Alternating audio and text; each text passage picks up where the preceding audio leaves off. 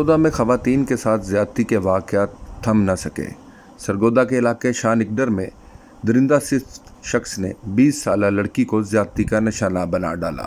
मुलज़िम ने दौरान ज़्यादती वीडियो भी बनाई, जिसको बाद में ब्लैकमेलिंग के तौर पर इस्तेमाल भी करता रहा। मुतासरा बच्ची के वालिद का इस हवाले से क्या कहना है, आइए सुनते हैं।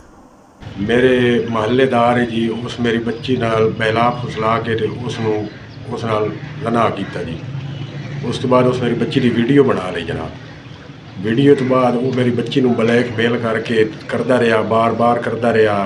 बाद मेरी बच्ची जदों तंग आ गई तो उसकी वीडियो सोशल मीडिया ते जनाब बच्ची तेरी मिलन तो इनकार कर दिता। हाँ जी। अच्छा, उस धमकियां दित्तियां कि मैं ये कर दे सा, मैं बड़ा पछतासो तुसी।